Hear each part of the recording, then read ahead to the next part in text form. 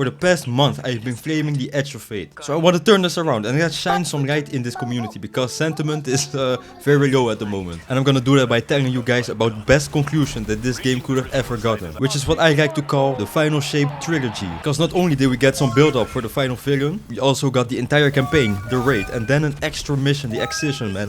Wow! It's just blowing my mind talking about it, okay? But I gotta stop glazing. Let's You weird, buddy. Let's take a step back first. And I want to step all the way back to 2019, 6 years ago. This is when Shadowkeep launched, and this was the DLC where we started delving a bit more into the ominous pyramid ships, which we were all very curious about at this point in time. And at the end of the campaign, we get a literal lore bomb. We get a big bomb drop, and the big bomb drop, whatever that means, basically was us seeing the witness kinda for the first time, an actual personification of whatever was leading the pyramid ships. And we saw it in a pretty unique form. It was a exact clone of us, and it talked with freaking Andrew Tate hands. I don't know why. You're wrong.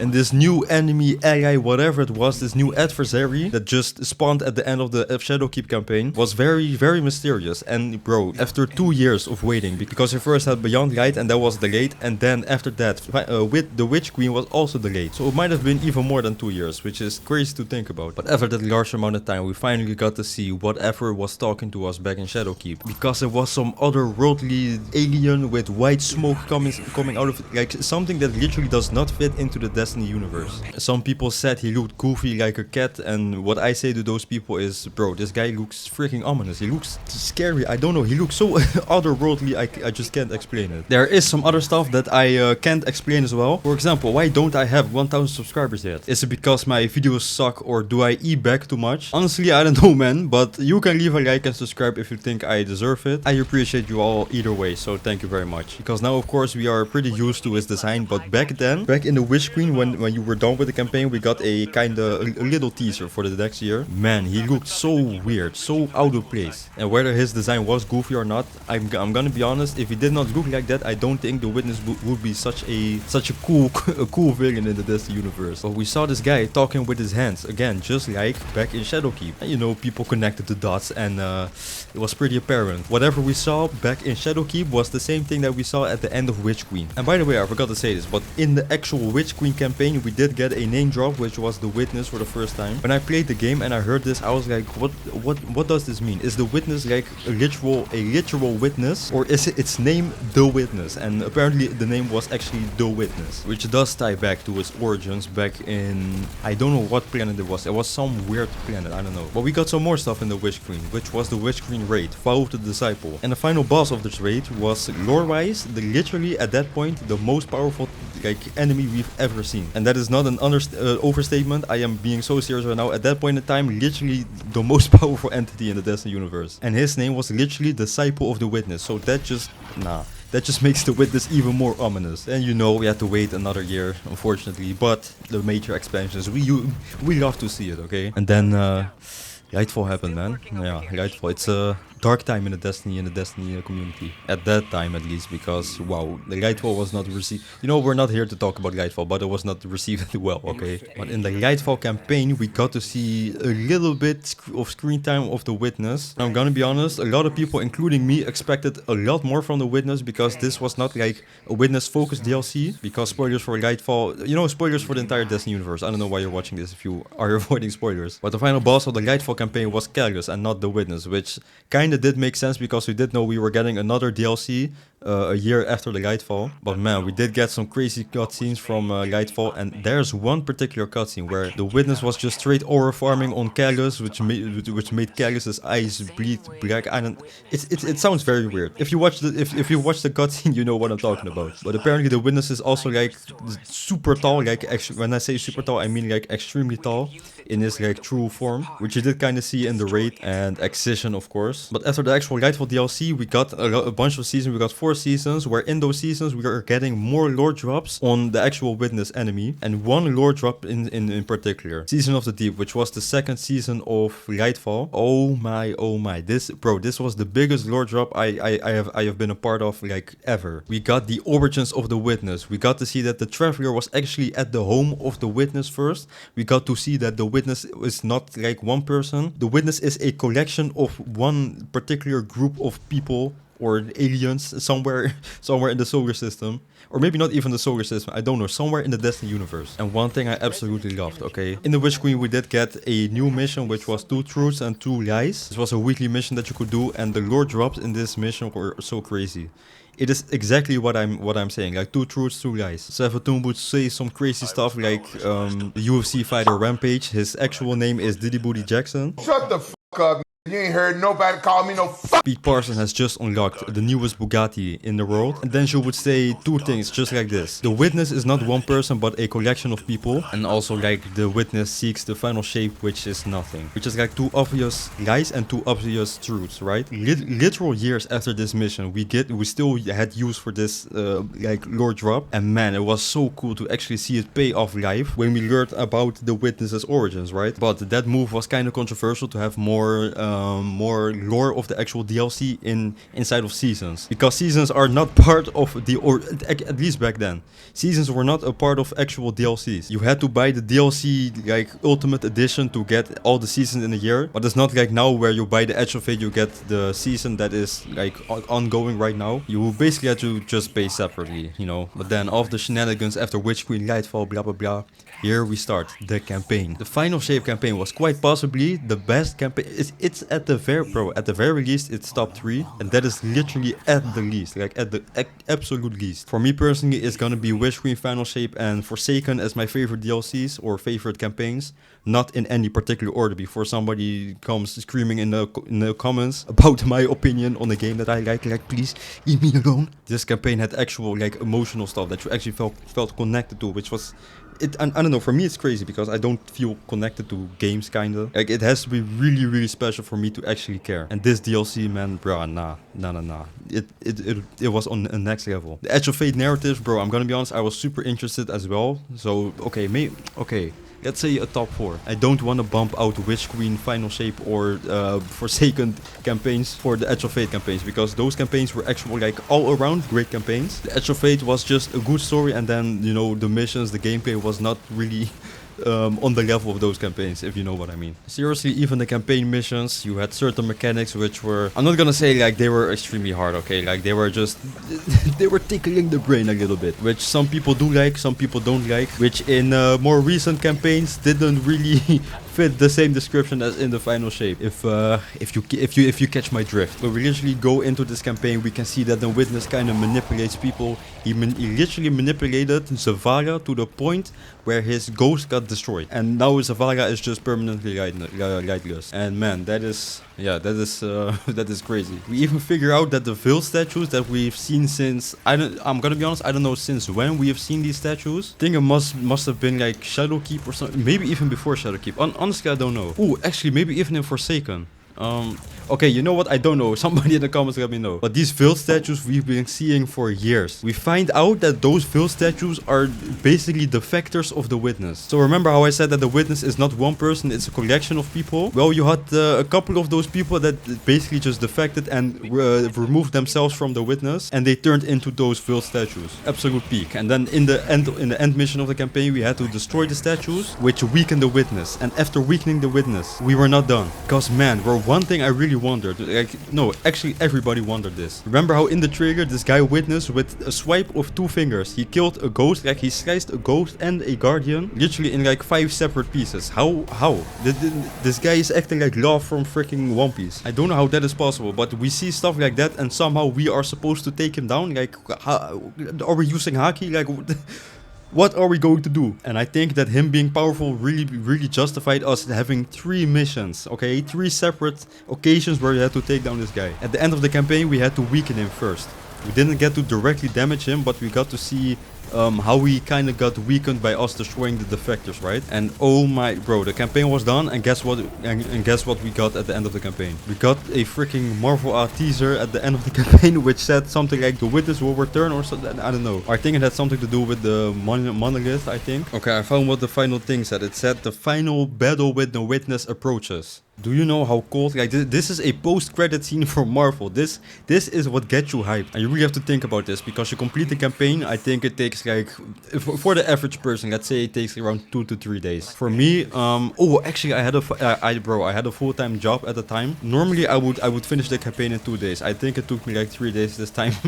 Because of that freaking job, bro. I hated that job, I can't lie. After that message, you had to wait until Saturday, maybe even Friday. Was it Friday or Saturday?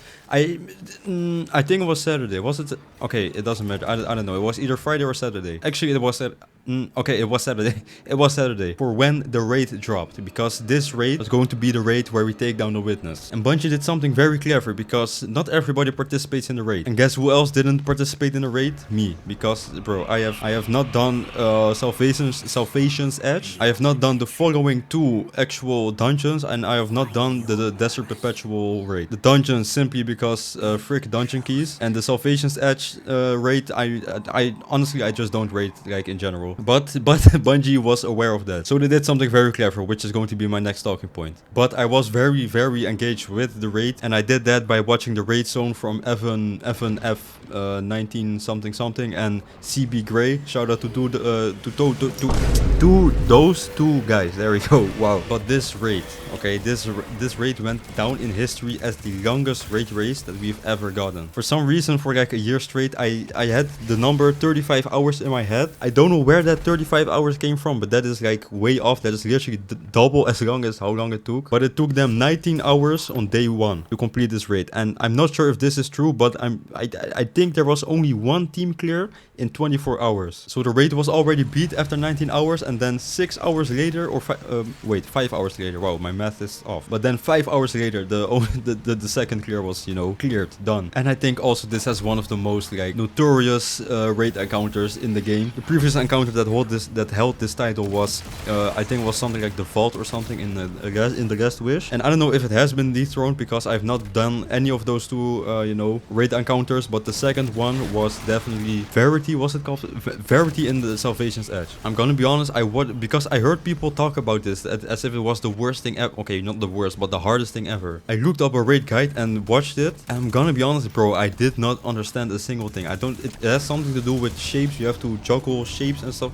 Bro, I watched that stuff for like 10 minutes straight. I have to 100% focus on the guide, and I just did not understand, man. I'm gonna be honest. But this is allegedly, okay, one of the hardest raids. This is probably top 3 hardest raids for a bunch of people, along with the Last Wish and Vow of the Disciple. When it comes to day 1, this is literally the number 1, and then Desert Perpetual comes second, and maybe like Last Wish or Vow of the Disciple is 4th in terms of how many hours it took. But man, people talk about the Verity encounter as if it was like doing the freaking exams for a doctor program. I don't know, but I vividly remember I was going to sleep during the raid race, because the raid race starts at like 7 p.m. for me. So I went to sleep. I woke up, the raid race was still going on at the same encounter. And one thing that's even better, I was there live when the raid got beaten. And I remember Evan being, I vividly remember this. I remember Evan being very like agitated because they were awake for like more than 19 hours, of course. And the actual person who beat it live, or well, okay, the actual person who beat it first, I'm pretty sure there was no one on their team live streaming or recording. And everyone in the chat was just saying, bro, show the recording, show the recording. It was just a bunch of spamming, I can't lie. But man, I was there live. Bro, that was the longest like 20 minutes of searching for the clip ever. Maybe it was even like shorter, like maybe it was even 10 minutes of just waiting for that clip, but that was the longest time I've ever had to wait. Because as soon as that got confirmed, we got the next best thing, Excision, which is, you know what, hands down the best mission in the game. I'm gonna say it, okay? I'm sorry. Because not only is this a match-made activity with more than 3 people, more than 6 people, but a grand total of 12 people. This was a glitch back in the day where you could do a 12-man raid, and they made this an official actual mission. And not only that, they made it match-made, bro. Bungie, this was the best thing you could have ever done. And the worst thing you could have ever done was remove matchmaking from freaking planets like the Pale Heart and Kepler. Like, come on, Bungie. Remove the offline stuff. Put the matchmade stuff back in. There we go. I want to meet other Guardians. Okay, I'm getting off topic. But an official 12-man match-made mission as the final mission. Pretty much the final mission of Destiny 2. Like, let's just say... Let's just say that, bro. I'm getting too excited. Like, I'm stuttering, bro. I am not kidding when I tell you this is the best like trilogy ever. Okay, trilogy, best, like, conclusion to the game. Like, whatever the title says. Dude, everything about this mission was peak. Like, the intro cinematic was peak. We got to see Zavala giving a speech. We see pretty much everyone. I don't know who wasn't included in that like cutscene. I think it was only like Hive Guardians weren't included. Like 17 was included, but Hive Guardians weren't included. So you literally had all of the allies that we ever made. And like, I guess 17 isn't really an ally, but she is like an anti-hero.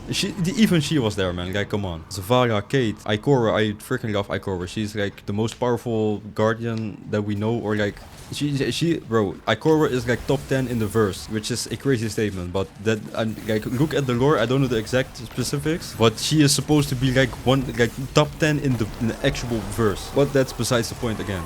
We got to see so much factions just helping us take down the witness. Man, that intro cinematic, it just gets me hyped, man. And then you had Zavala's speech again, man. Like, wow. We see him using stasis after he was so against us using the darkness, remember? And then we actually got to fight the witness. So even the people who couldn't participate in the raid or didn't want to participate in, you know, a raid, got to fight the witness, like in a 12v1 basically. But we got to fight the witness, which Bungie, I'm gonna keep saying this. Bungie cooks in one department and absolutely burns the pizza in another department, but here they absolutely cooked so much.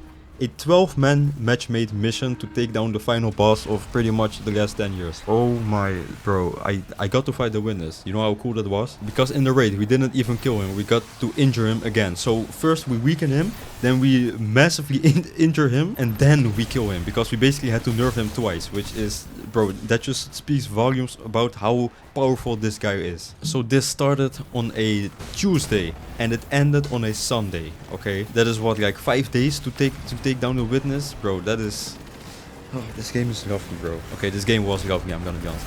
But then, oh my, like after taking down the witness in Excision, the ending, okay, an emotional ending. And I'm gonna be honest, when I saw this, I don't really get really emotional. Like, it has to be something very personal, otherwise I don't really get emotional. Like, the only stuff I get emotional at that is not in direct, you know, correlation to me. Whenever I watch like anime or anything, it has to be something about family or something, I don't know. Let's say, for example, Kuma's backstory, okay? That's what gets me emotional. But when it comes to games, I barely get emotional. The last time I got emotional about a game was in Forsaken. Almost 7 years ago in 2018, and I guess, you know, we all know which moment, and it was Kate dying. I watched that trailer for the first time and I just, bro, I had tears in my eyes from the trailer, which was crazy. I was pretty young, bro. I was 12 years old. Like, you can cut me some slack, please. Seeing Kate's robot face just be freaking deformed and just mutilated by older. Okay, I'm getting off track again and again and again. But this ending was pretty emotional. I thought whenever we saw the ghost die, you know what I thought? I thought, bro, they're gonna end Destiny 2 right here, right now. We're actually getting a Destiny 3 because I thought the ghost was gonna die. We were no longer going to be, you know, in the light and darkness, blah, blah, blah, because they said this is the ending of the light and darkness saga. So I thought we were going into a new saga in Destiny 3, which would have nothing to do with us, you know, having light powers, dark powers, and having a ghost. That is exactly what I thought. And then thought came to my mind. Wait, they said they were gonna keep going with Destiny 2. Then, you know, I was kind of removed from the moment, I can't lie. But bro, I saw the ghost die, I was getting pretty emotional, I can't lie. And then freaking Kate sacrificed his light to revive our ghost. So it was literally our ghost dying, super emotional. Then our ghost gets revived. We're like, oh yes.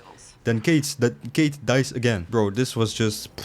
And then, bro, oh my god, the ending where if you are in a fire team, you get to see all of the guardians, right? But at the ending of the Excision, you get to see your guardian sitting and staring at the pale heart. Oh my, like, bro, that was, nah. When I tell you, that ending really got me, man. Like, just now thinking back to this was a generational ending to freaking Destiny 2. I 100% get when people say that the final shape was their stopping point because, oh no. Man, this was the perfect ending. I'll forever keep saying that Bungie fumbled a Destiny 3. Like, bro, I would have even preferred a freaking 2-year pause. Okay, nah, that's crazy. Let's say if they told us, guys, we're doing a Destiny 3, but we're gonna take a year break from Destiny 2, okay? I would be happy because this was the perfect stopping point. Imagine if instead of the Edge of Fate they did a Destiny 3, bro. We will get get tiered gear, okay? We would get customizable modifiers, customizable difficulty, armor sets, you know, armor 3.0. Imagine if we got that in a Destiny 3. Bro, all of these changes were Destiny 3 worthy, I'm gonna be honest. And we were supposedly headed in a new saga, and bro, it was just a perfect point for Destiny 3, like, let's be honest, guys. Whether you do want a Destiny 3 or don't want a Destiny 3, you cannot deny that this was literally the perfect point for a Destiny 3. Bro, I'm probably gonna be called a Bungie Defense Force shill for, I don't know, liking a DLC, I don't know. But I don't care anymore, okay? It doesn't matter what, bro, it doesn't matter whether I'm positive or negative. There's gonna be somebody in the comments that is always on the opposite side. And when I say on the opposite side, I really mean like radically on the opposite side. Like if I say, bro, I like the DLC that came out a year ago. Oh, I like corporate Bungie. I like giving money to Bungie. Oh, that means that I like the practices that Bungie does. No, I like the DLC, buddy. Okay, shut up. And when I don't like the DLC, I am a whiny, complaining guy. Bro, well, what is wrong with people sometimes? The Edge of Fate story, great, and the rest of the stuff, not really great. And when I made a video about it last time, I literally said the amount of content we got in the Edge of Fate, bro, we needed more. Bro, somebody called me a whiny baby. He told me to cry more. What are we talking about? You're telling me you don't want more for your money? Are you serious? This guy was like, okay, I'm not gonna say. This guy was an older gentleman, a senior, and I am 19 years old. Why was this guy arguing with me? I don't understand. I don't want to grow up. I'm gonna be honest. I don't want to grow up and be old and then be, you know, somebody like that, like arguing with teenagers on the internet because I said I wanted more for my money. I wanted more content for the money that I pay for the freaking DLC. Like, bro. Anyways, I'm getting off track again. But let me know how y'all think about it, what y'all think about this. Because me personally, I've been wanting to make this video for a long time. Like, when I tell you I love this freaking campaign raid Excision like trilogy, I mean it. Like, I actually mean it, bro. If only the Lightfall was a normal DLC. If the Lightfall was a normal DLC. I keep saying the Lightfall. If Lightfall was a normal DLC, the sales of Final Shape will be through the roof. Player numbers will be through the roof. Because I'm pretty sure we got less peak players in the Final Shape than in Lightfall. I think it was like 2k players less, but I am gonna be so honest. I honestly think we could have hit like 500,000 peak players if Lightfall was a normal DLC. People saw like, oh, and people were even more hyped for the Final Shape, because even with the poor launch of Lightfall, there were so many people hyped for the Final Shape. And I think what really saved the Final Shape was the 6-month delay. If that delay did not happen, guys, if that delay did not happen, oh my, this will be a disaster. We wouldn't have gotten Prismatic. We wouldn't have gotten a new enemy race. We probably wouldn't have gotten like Excision and the raid on this level, because the raid is like a dread raid, you know. But props to Bungie for this ending. Not props to Bungie for microtransactions or... Bro, I am so annoyed at these people in the comments who just keep saying stuff. Oh, like when I say I like one thing, they immediately assume I freaking love sucking Bungie. Okay, pause. But they act like I'm Bungie's #1 fan when I say I like the story of the Edge of Fate. Like, come on, bro. But I am getting too annoyed already. So I'm gonna watch the new One Piece episode. I want to thank all of you for watching. I have a bunch of different videos on Destiny 2, and I want to make variety content, guys, bro. My other content is not getting any views. Only please, only subscribe if you like variety content. Like, don't just subscribe for Destiny 2 news, Destiny 2 freaking, I don't know. Okay, if you like variety content in games in a similar style to Destiny, okay, then you can subscribe. But otherwise, please, okay, you can watch, you can subscribe if you want to, but I am a variety gamer, streamer, YouTuber, so please keep that in mind, okay? Thank you very much for watching. I appreciate literally every single one of y'all. If you're still watching, comment, what should you comment? Diddy Booty Jackson. That was it. Thank you very much for watching, man.